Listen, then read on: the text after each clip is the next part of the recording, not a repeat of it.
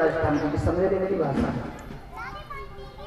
मानव के लिए उन्होंने पहला प्रश्न पूछा कि मानव के लिए परम धर्म क्या है, यानी सुबह उठ करके स्नान करना परम धर्म है, कि सुबह उठ करके अपने माता पिता के चरण छूना परम धर्म है, या सुबह उठ करके भगवान के दर्शन करना परम धर्म है, या सुबह उठ करके अपने गुरु की सेवा करना परम धर्म है, या सुबह उठ करके हमें भगवान के नाम का कीर्तन करना परम धर्म है, या फिर सुबह उठ करके हमें माला का जाप करना परम धर्म।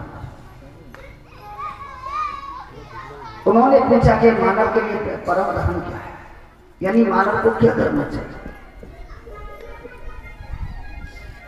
तो आज उन्होंने जवाब दिया कि सुनो मैं बताता हूं मानव के लिए सबसे बड़ा परम धर्म क्या है। हमारे जीवन में सबसे ज्यादा महत्वपूर्ण कौन होता है, यानी हमारे जीवन में सबसे ज्यादा महत्वपूर्ण कौन होता है जी? भगवान को छोड़ दो, भगवान की तो गिनती खत्म, यानी माता पिता। सबसे जीवन में हमारे में महत्वपूर्ण होते हैं माता पिता। तो हमें सुबह उठ करके क्या करना चाहिए, अपने माता पिता के चरणों में वंदन करना चाहिए। और ये मैं नहीं कह रहा हूं, ये रामचरितमानस कहता है, प्रातः काल उठ के रघुनाथा और माता पिता गुरु नावे। क्योंकि हमें सतमार्ग पे चलाने वाली, हमें नई सही दिशा दिखाने वाली वो कौन होती है, माँ। तो राम जी सबसे पहले किसके पास जाते थे, माँ के चरणों को वंदन करते थे, फिर पिता के पास जाते थे, उसके बाद अपने गुरु के पास पहुंचते थे।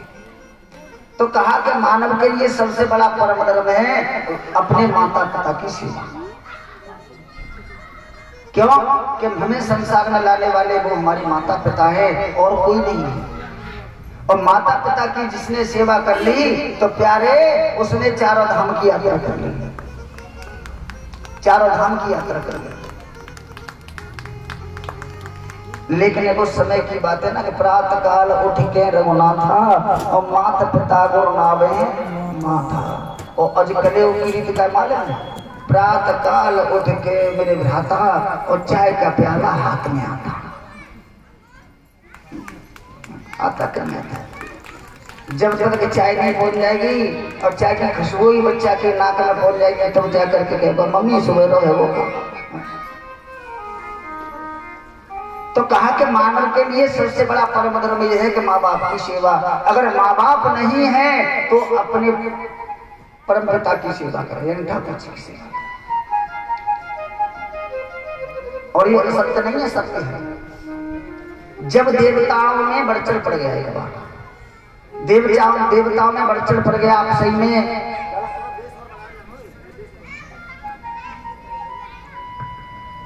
आपसी में अब तो होने लगा कि पहले किसकी पूजा की जाए, पहले किसकी पूजा की। कहते ना कि एक कॉलोनी जहाँ में 2 उम्मीदवार हो, कि इसका अध्यक्ष किसको बनाया जाए। तो आज उम्मीदवार कौन है, गणेश जी और कार्तिकेय जी, 2 उम्मीदवार। तो अब तो देवताओं में बड़ी जोर का विघटन पड़ गया कि पहला पूजा का अधिकारी किसको बनाए, प्रथम पूजा का अधिकारी किसको बनाए।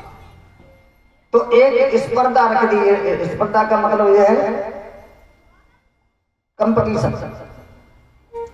स्पर्धा रख दी और कहा कि जो सबसे पहले पृथ्वी की परिक्रमा करके आ जाएगा वही पहले पूजा का अधिकारी बनेगा।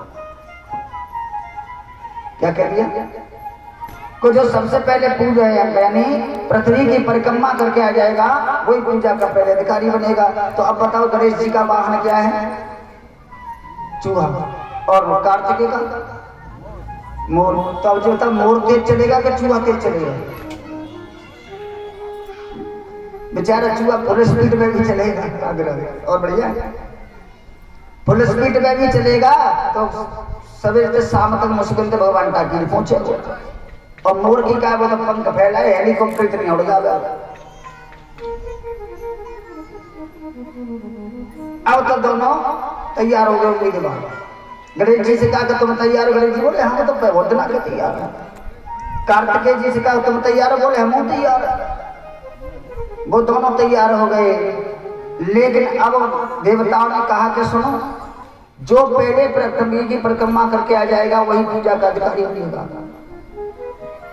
लाल झंडी दिखा दी, हरी झंडी, हाँ हरी झंडी दिखा दी कि जाओ अब कार्तिकेय जी तो अपने मोर पे सवार हुए और आराम से हेलीकॉप्टर की तरह उड़े। गणेश जी वही ठाड़े ठाड़े दे दिए। 2 मिनट हुई, 4 मिनट हुई, 10 मिनट हुई, आधा घंटा हो गया।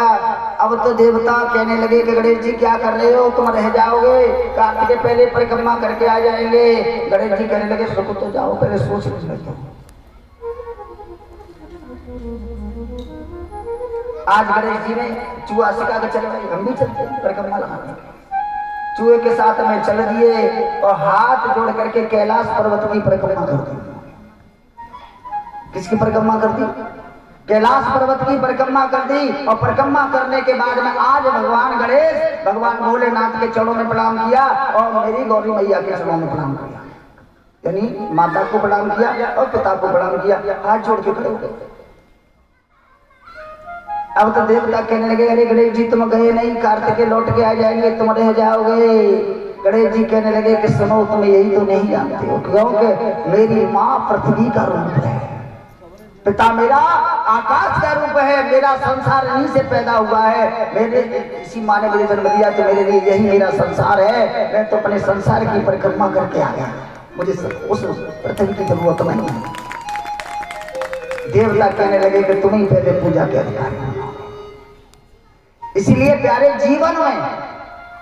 जीवन में हमारे माता पिता से बढ़कर के कोई नहीं होता है।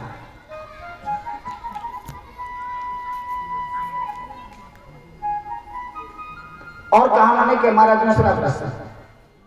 दूसरा प्रश्न ये है कि जब भी हम मंदिर में पूजा करने के लिए जाते हैं, जब भी हम मंदिर में पूजा करने के लिए जाते हैं तो वहां सभी देवी देवताओं की मूर्ति मिलती है। भोले बाबा का परिवार अलग होगा और राम दरबार अलग होगा, भगवान ठाकुर जी की फैमिली अलग होगी, कन्हैया की राधा रानी के साथ उनका परिवार अलग होगा, हनुमान जी अपने अलग होंगे, शनि देव अलग होंगे, यानी एक एक मंदिर में जना मालूम पड़ते में कितनी फैमिली रह रही है, मालूम पड़ते। तो हम जब भी मंदिर में जाते हैं तो सोचते हैं कि आखिरकार किसकी पूजा करें, और ये प्रत्येक कोई विचलित हो जाता है। आप भी हो जाते होंगे कभी कभी, तो सोचते होंगे हनुमान जी ठाणे। और एक चीज और है, अगर कोई हनुमान जी का बालाजी का भक्त हो उससे पूछा जाए कि जो बता भैया हमें किसकी पूजा करनी चाहिए, तो वो किसका नाम लेगा?